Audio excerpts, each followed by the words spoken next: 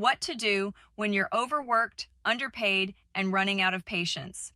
Nobody told us this. If you're overworked, underpaid, and finding yourself increasingly impatient, irritated, or emotionally flat, I want to start with this. That reaction makes sense. You're not becoming difficult. You're not losing your character. You're responding to sustained imbalance. When effort keeps increasing and reward stays the same or shrinks, your nervous system eventually notices, even if you try to stay positive. This video isn't about telling you to be grateful, work harder, or just leave. It's about understanding what's actually happening so you can stop burning yourself out trying to endure something that was never meant to be endured indefinitely. First, let's name the real problem. Being overworked and underpaid isn't just a financial issue. It's a load problem. You're being asked to carry responsibility without authority, deliver outcomes without control, stay calm while absorbing pressure, show commitment without security.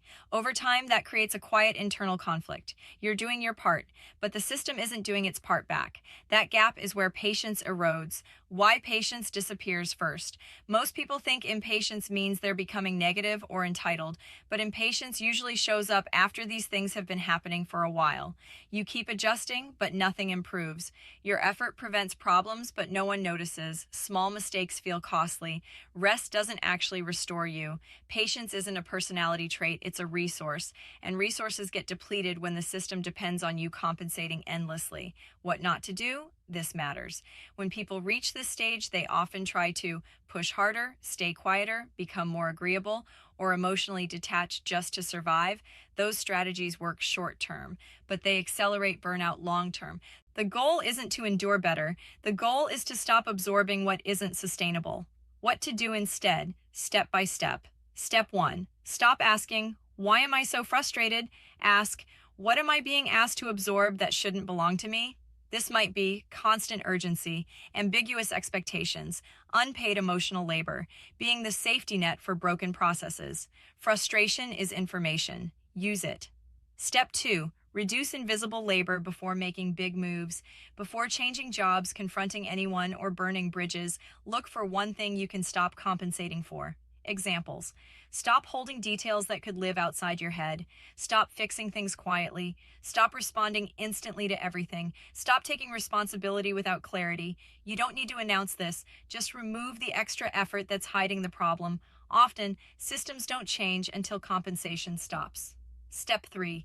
Reclaim one boundary that protects energy, not ego. This is not about being dramatic. A real boundary sounds like, I can do X or Y, not both. I'll need clarity before proceeding. That timeline isn't workable without trade-offs. Boundaries aren't ultimatums, they're truth statements.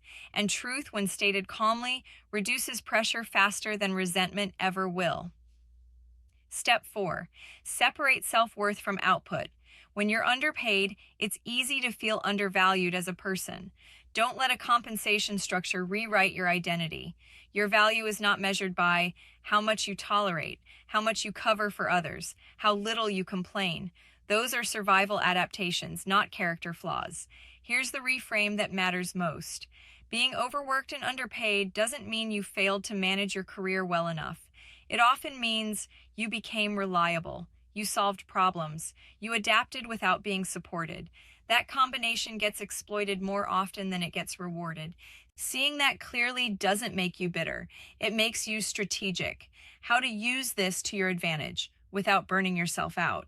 If you recognize yourself in that list, reliable, problem-solving, adaptable, that's not just an explanation of why you're overworked. It's also a map of where your leverage actually is.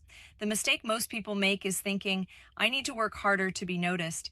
In reality, people like you are often already doing the most important work, it's just invisible. So the next step is not more effort.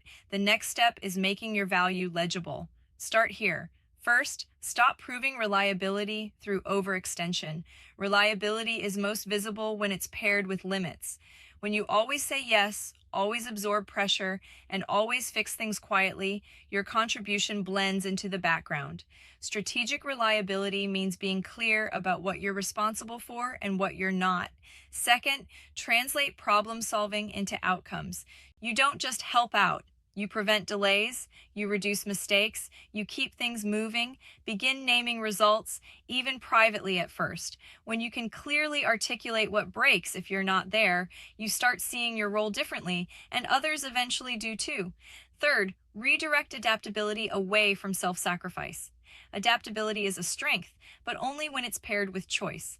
Instead of automatically adjusting to every new demand, practice asking one quiet question: what trade off does this require? That question turns flexibility into discernment. Finally, think in terms of positioning, not endurance. People who advance aren't always the hardest workers. They're the ones whose work is clear, contained, connected to outcomes. Your goal isn't to endure until someone notices.